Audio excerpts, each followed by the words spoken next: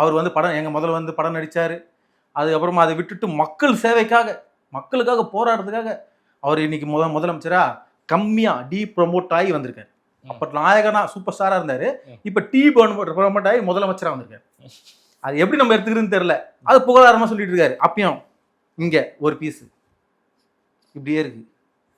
என்ன அது, போய் தட்டிக்கிட்டி பாருங்கய்யா, ஏதாவது மூச்சு காத்து வருதா இல்லையான்ட்டு.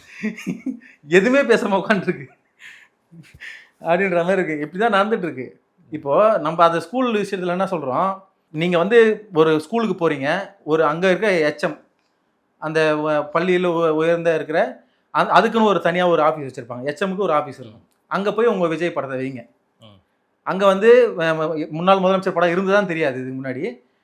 ஒரு கவர்மெண்ட் ஸ்கூலு, அங்கே கவர்மெண்ட் ஸ்கூலில் நீங்கள் வந்து எப்படி வந்து ரேஷன் கார்டில் வைக்கிறீங்களோ, எப்படி விவோ ஆஃபீஸு, தாசில்தார் ஆஃபீஸு, இந்த மாதிரி ஆஃபீஸுகளில் போய் வைக்கிறீங்களோ, அது போல் வந்து நீங்கள் ஒரு எச்எம் ரூமில் போய் வச்சுருங்க. ஸ்கூலில் பிரச்சனை இல்லை. ஆனால் அங்கே பள்ளிக்கூடத்தில் படிக்கிற கிளாஸ் ரூம்ஸில் போய் வச்சுட்டு இருக்காங்க. அங்கே என்னடானா ஒரு 10-15 குழந்தைங்களை வச்சுக்கிட்டு விஜய் மாமா வாழ்க, விஜய் மாமா வாழ்க. எதுக்கு விஜய் மாமா வாழணும்? ஏன் அதை குழந்தைங்க சொல்லணும்? இதுக்கு முன்னாடி கருணாநிதி வாழ்கன்னு சொல்லி கேள்விப்பட்டிருக்கீங்களா? இதுக்கு முன்னாடி ஸ்டாலின் வாழ்க, இல்லை ஜெயலலிதா வாழ்க, எதுக்கு அதெல்லாம் சொன்னது இல்லையே. ஸ்கூல் குழந்தைங்க ஸ்கூல் வாழ்கன்னு சொல்லுவாங்க. ஆப்பிரிக்காவில் சொல்லுவாங்க. ஆப்பிரிக்காவில் அவங்க பணம் கொடுத்து சொல்ல வைப்பாங்க. அது நீங்கள் உங்கள் பேர் சொல்லி கூட சொல்ல வைக்கலாம். அது என்னமோ $32 நம்ம தான் கொடுத்தா சொல்லிடுவாங்க. அது பிரச்சனை இல்லை. ஸ்கூலில் இருக்க குழந்தைங்கள்கிட்ட ஏன் விதைக்கிறீங்க? அங்கே பிரபாகரன் வாழ்கன்னு ஒரு குழந்தை சொல்லணுமே, அது மனசுல ஏன் இப்பயே விதைக்கிறீங்க? போராளி யாரு, நடிகன் யாருன்னு தெரியத்தவில்லையா குழந்தைங்களுக்கு?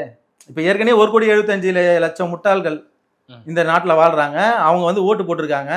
அவங்களுக்கு வந்து பிரபாகரனா என்னன்னு தெரியாது, தமிழரசனா என்னன்னு தெரியாது, கலிங்க பெருமாள்லாம் என்னன்னு தெரியாது, எதுவுமே தெரியாது. போராளிகளை தெரியாது. ஆனால் படத்தில் ஒரு 4 பேர் அடிப்பார். தெரி படத்தில் தான் அந்த பொண்ணு வந்து ரேப் பண்ணவர் வந்து மினிஸ்டர் பையனாக இருந்தாலும் அது அண்ணன் விஜய் குமார் கூட இருக்கலாம்னு அப்போ சொல்லுவார், வீரரசெல்லாம் பேசுவார். அப்புறம் இங்கே ஏதாவது கருப்பளிப்பாக இருந்து இப்போ முதலமைச்சராக இருக்கும்போது மூடிட்டு பிஹேவ் பண்ணிருப்பார்.